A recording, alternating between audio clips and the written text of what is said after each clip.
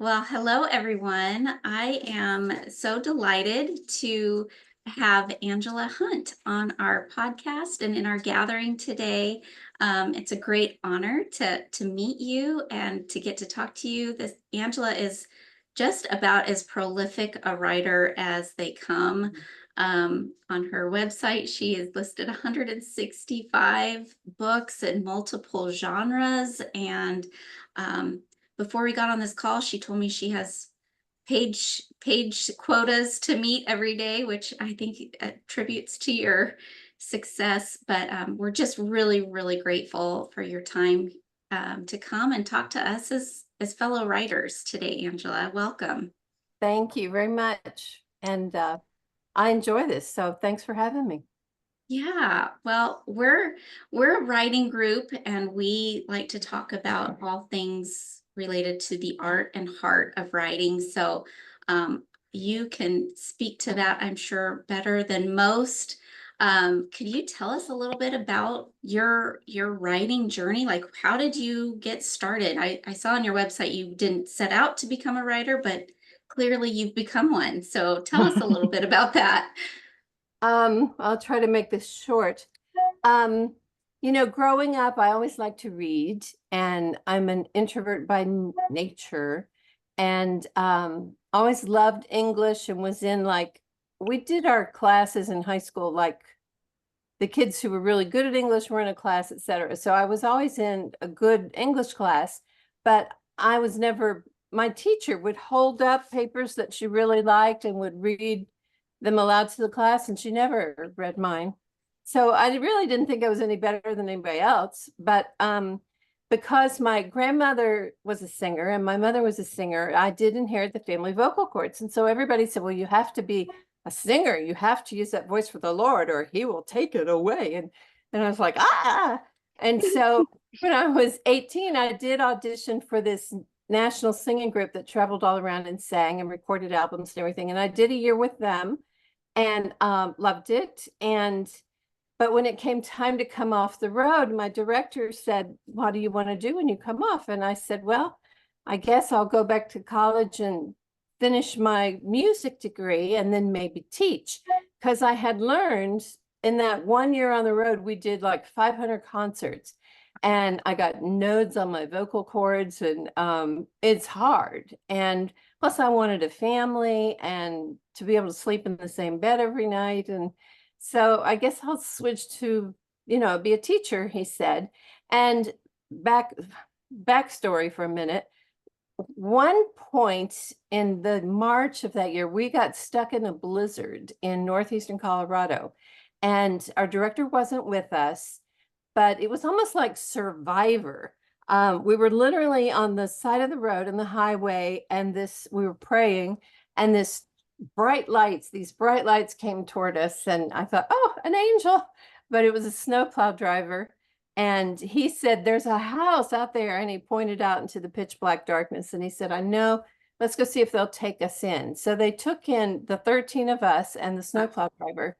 And we were in their house for like 4 days with no running water, no power, nothing. So, but we were melting snow over their fireplace and trying to go through their pantry, and I found some Bisquick and we made biscuits and pancakes and in the fireplace. And so it was just a big adventure. And we all wrote about it in our journals. And then when we finally dug our way out, literally, and met up with our director again, he read all of our journals. So flash forward to that night when I was driving with him and he said, what do you want to do? And I said, well, I guess I'll be a teacher. And he said, you have a way with words. You ought to be a writer. And I thought, okay, because I have always learned, and I know that God speaks to us in 3 ways. The first way is obviously through the Bible. The second way is through the voices of our spiritual authorities, our parents when we are younger, and our pastors and teachers when we are older. And then through that still small voice that speaks to our hearts. And so Pastor Derek was my spiritual authority that year. And so I thought, okay, I'll go back to school and be a writer. I had no idea what that would look like. Really, I envisioned myself like writing musical plays for churches because I grew up in that kind of a church who did musical plays. And I thought, well, I'll do that and travel all around and choreograph them and show them how it's done. And then I'll go home and raise babies. And so anyway, uh, graduated as an English major on Monday night, married my husband that Tuesday night, and wasn't really sure what I was going to do, but as the Lord would have it, there was a Christian school in that town, and they fired an English teacher 2 weeks into the year, and they were desperate. And I was not an education major, but they hired me. And so I was 22 teaching 17, 18, and a couple of 19-year-olds, really just based on what I remembered from 11th and 12th grade, when I actually did have the best English teacher in the whole wide world. She was amazing. And so I taught and got in just enough trouble to know that this was not going to be a very good fit for me. I mean, I had the kids read, because these were kids who were going to be taking their SATs and going to college the next year. So I had them read things like 1984 and Lord of the Flies, you know, the things I had to read in high school. And a lot of parents were very unhappy, and I was quickly, they weren't going to invite me back. And I thought, okay. So then I worked at the church for a year writing curriculum, but my husband and I worked for the same guy, and that there was just no escape. So then I thought, you know, I just want to be a secretary, a 9 to 5 job. I can leave at work and come home and not worry about it. And as the Lord would have it, he put me with Cal Thomas, who was, so I was Cal Thomas's secretary. I'd never heard of him. But while I worked for him, I saw how he handled the press. I typed his book manuscripts, and, you know, nothing that the Lord leads us to is ever wasted. And so I finally thought, well, we had decided by then, well, the Lord told us we had to adopt if we wanted to be parents. So I thought, well, if I'm ever going to be a writer, I may as well just step out and start. So I had business cards printed up that say, need help. It was a cute little picture of King Kong holding a woman on the top of the Empire State Building. It said, need help? Call me. And then I stuck my business cards in that said Angela Hunt, freelance writer. And I was really amazed when people started to call me, because I learned that a lot of business people, they don't feel comfortable writing business letters. They don't know where the commas and the semicolons go. And as an English major, of course, that's what you know. So I started writing catalog copy and letters and magazine articles. And I was fortunate, the town that I lived in had 6 or 7 colleges right there. And so when they would bring in famous people to speak, I would call those people's offices the week before and set up an appointment, and then I would interview them and then sell those personality profiles to different magazines, and even learned how to sell a magazine article about, for instance, the Gaithers. I could sell it to the Baptist one month and then turn around and sell it to the Methodist another month, and then turn around, you know, and you have multiple markets. So for 5 years, the babies did come. And so I would homeschool the kids in the morning and then put them down for their naps or tell them to go play quietly. And I would write in the afternoons during their rest time. And then I saw an ad in the back of Writer's Digest magazine, which I read religiously every month. And it set a contest for unpublished children's picture book writers. And I thought, well, I'm an unpublished any kind of book writer.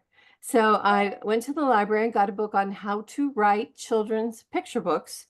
And I read it, studied it. It's very simple. And a lot of writers, when they're starting out, they don't realize that every kind of writing has a blueprint, a formula.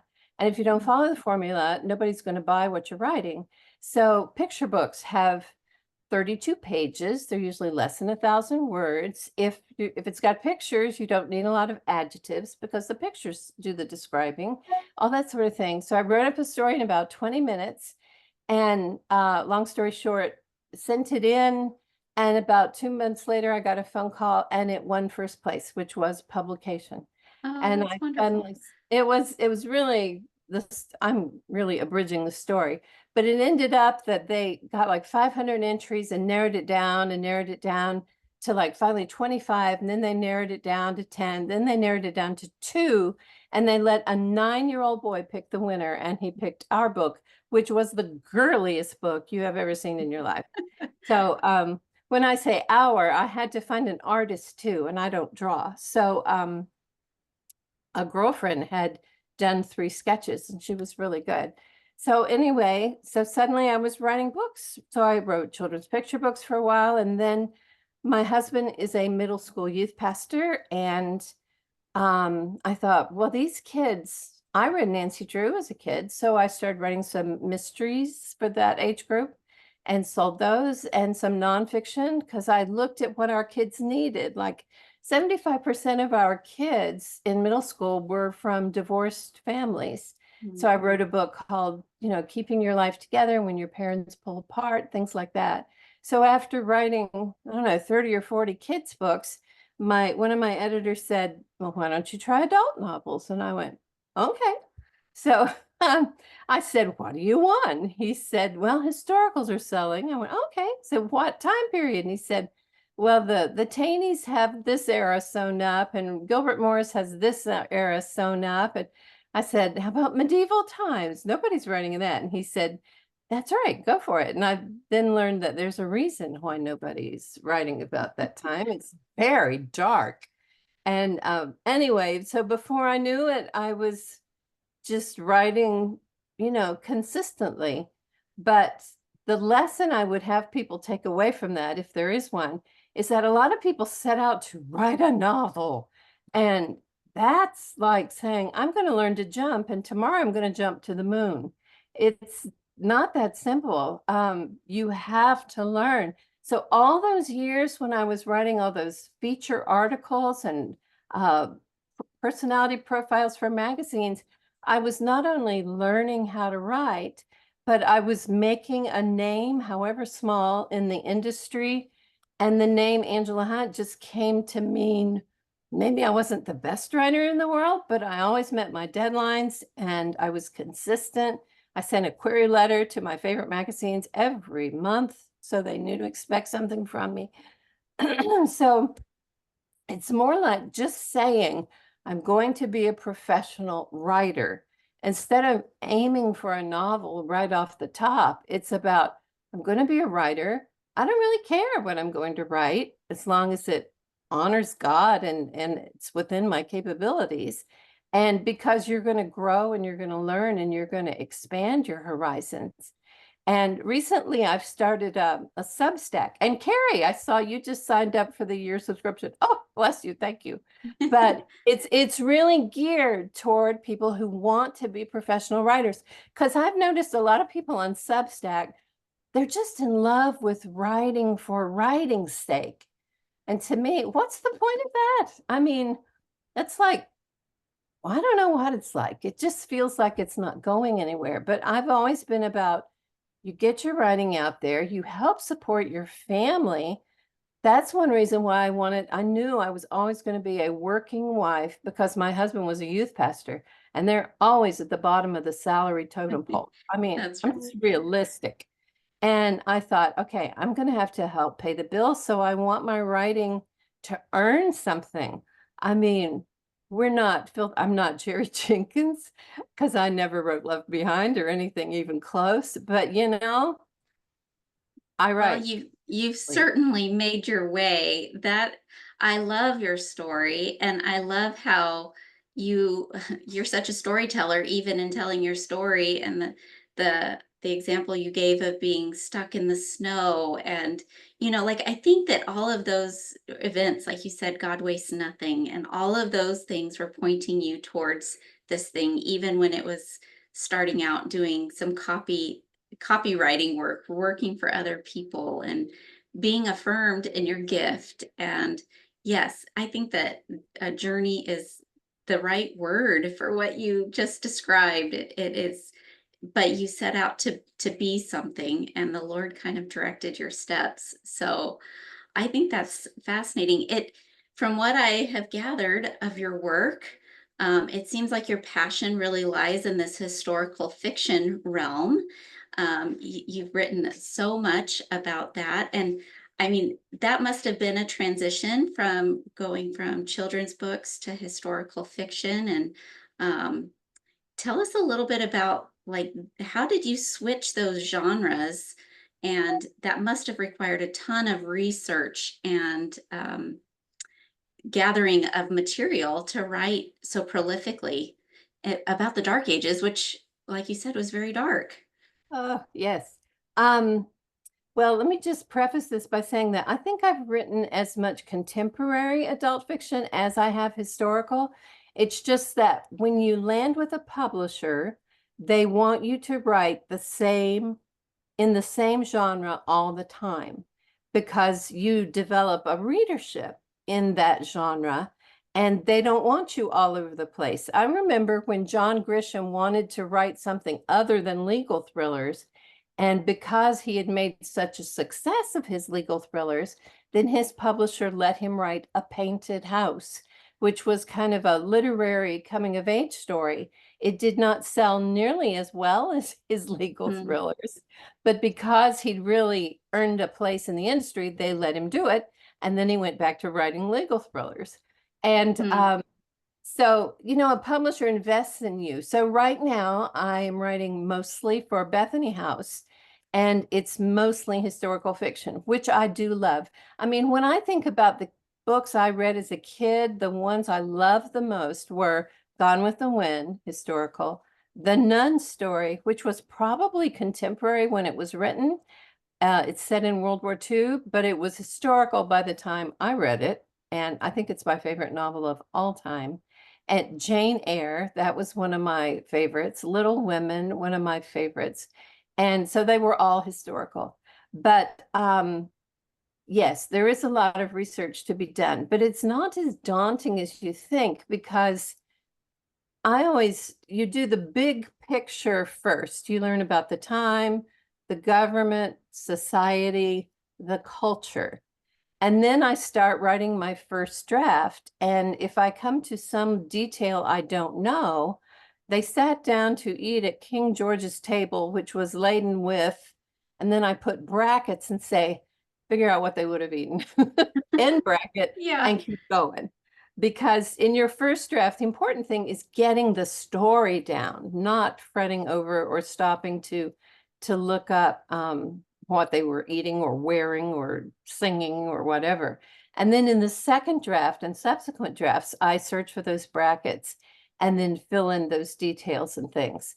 And so usually when I set out to write a book, I just take a week, two tops to do the research. And Wow. then as I keep writing, I still keep reading things. One thing I never do is read fiction, though, in that time period while I'm writing in that period, because A, I don't want it to bleed into my head, and B, a lot of novelists don't do their research, and I don't want to copy their mistakes. Oh, good So, point. Yeah. yeah. Wow. So, what would you say, having written so prolifically already? I would imagine it is somewhat like training for a marathon or bodybuilding in some way, where you increase your the weight over time. But in order to accomplish so much, you must have a very disciplined practice. Can you give us some insight into how you've built that muscle of discipline in sitting down to write? Well, it's pretty simple. Now I'm an empty nester, but I run two Airbnbs here on our property. We have a weird house. It was built by an artist, so it's got all these one room that was his art studio and another room which he stretched canvases in or something.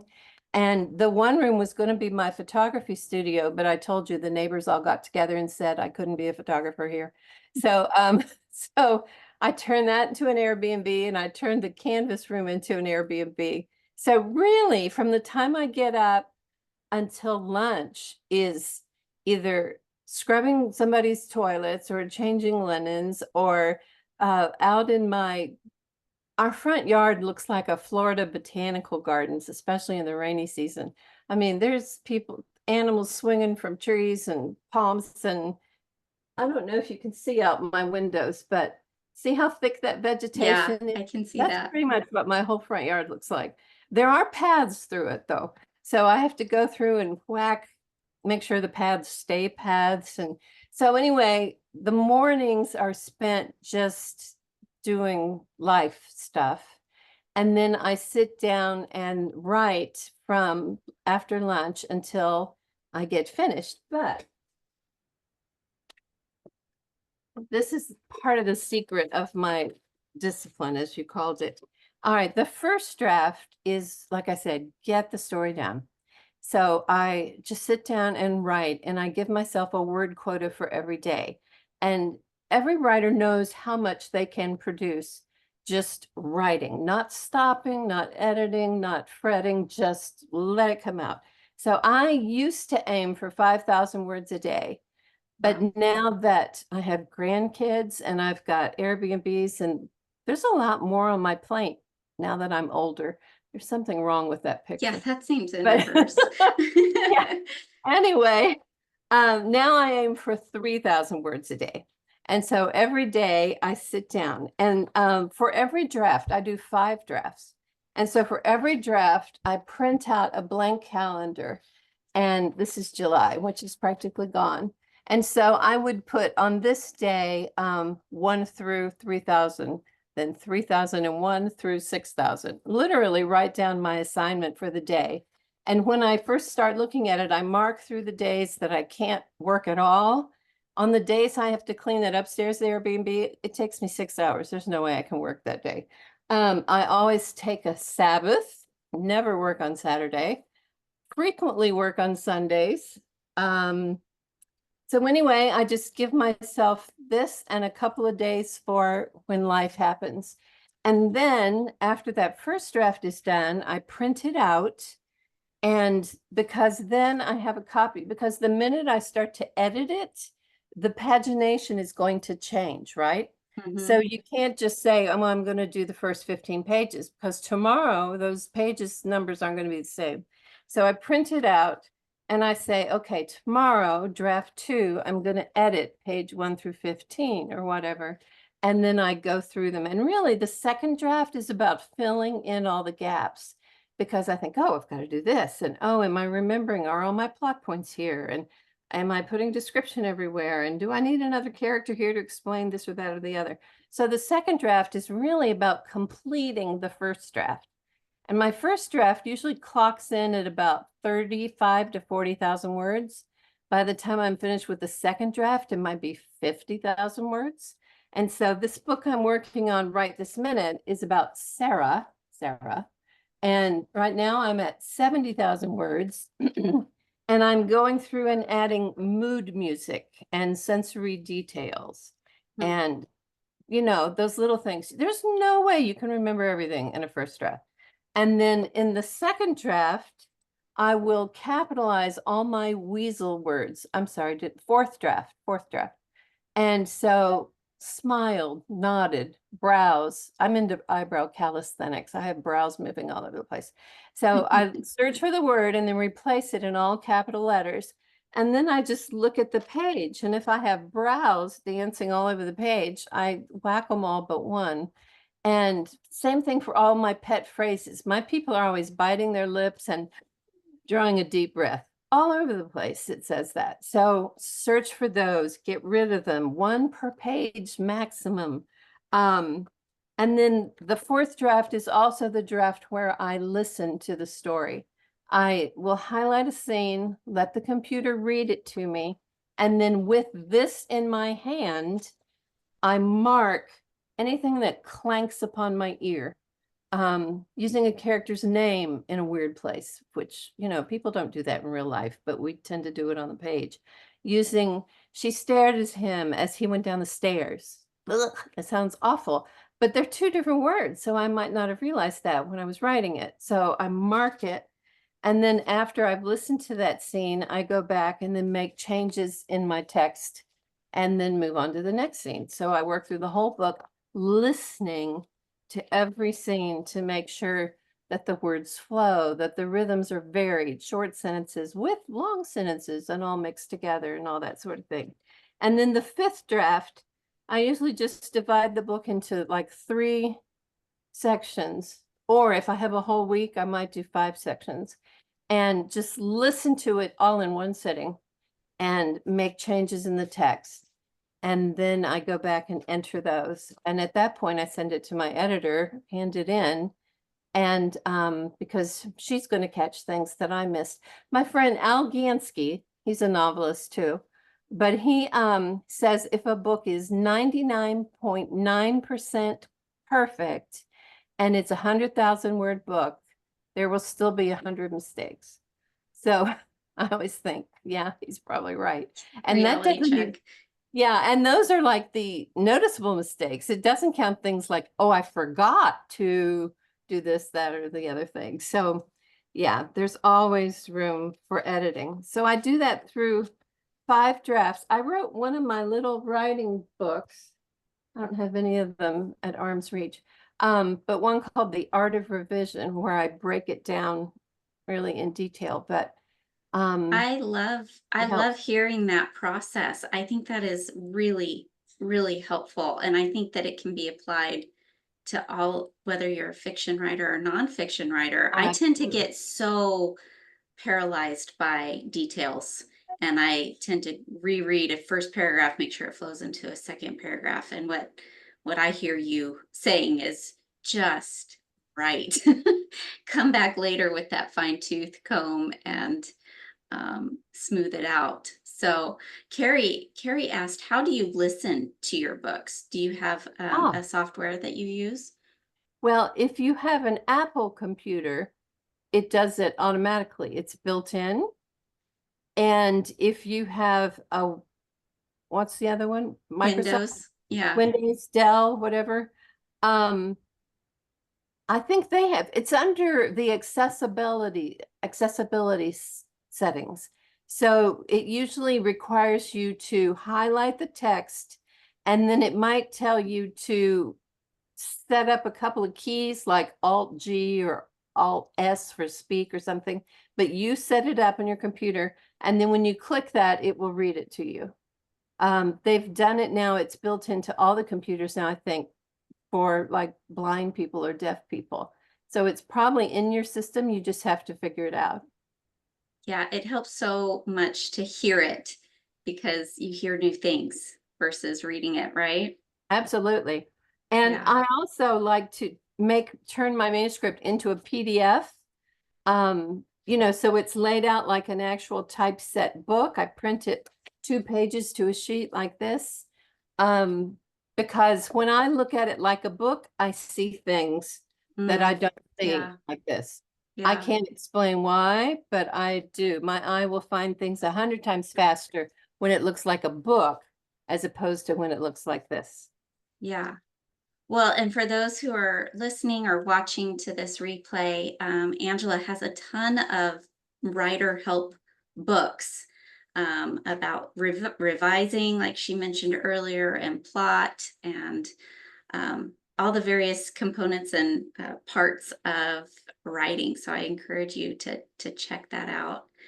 Angela, I want to respect your time. I could keep going and asking you questions, but what um, what's the best way to keep in touch with you and to follow your work? Probably through, I was going to say my webpage, but although my webpage has like all my books on it, I'm actually more present and accessible on my Facebook page because I'm really good at dropping into my Facebook page almost every day. And I'm Angela Hunt, comma, novelist, because you would not believe how many Angela Hunts there are in the world. And but anyway, sometimes I love my Facebook peeps because I can pop up a scene and say, okay, this is the first thing in the book. What do you think? And people are great. They tell me exactly what they think. And I have made many changes based upon feedback Oh, that I've that's a great way to use social media. I love that Oh, idea. yeah. Yeah, And get plus, some feedback. Yeah, and I think it makes them feel connected to the story, even though it'll probably be another year before the book ever comes out. That's really great. And also your Substack you mentioned Oh, earlier. yes, I forgot. Um, Yeah, yeah, about, I think it was in the spring, I started a Substack. Well, first I found out about Substack and I thought, well, that's cool because they just email it. And it's really geared for professional writers. It's free. Once a month, you'll get a free one. And if you want to sign up for the paid version, you'll get one once a week. And then I have a lifetime version, which is available, and you get not only the whole thing once a year, but you get my video course, which is practically everything I knew at the time that you can go anytime and watch. And there's homework and PDF booklets and all kinds of stuff, but it no, all depends what you want. that'd be worth the cost to take the video course for sure. That's awesome.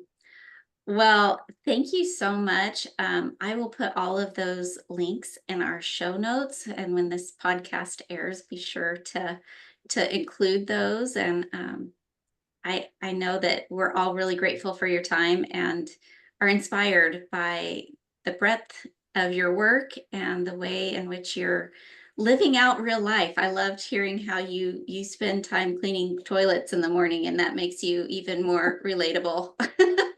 Yes. And As look, that I apologize. I didn't even do my roots for you guys. That's keeping it scheduled for real. tomorrow. That's for tomorrow. That just keeps it real for the rest of us. We Oh, yeah. appreciate that. All right. Thank Well, you. I enjoyed it. thank you so Thank you. much. Yeah. All right. Bye Bye. bye.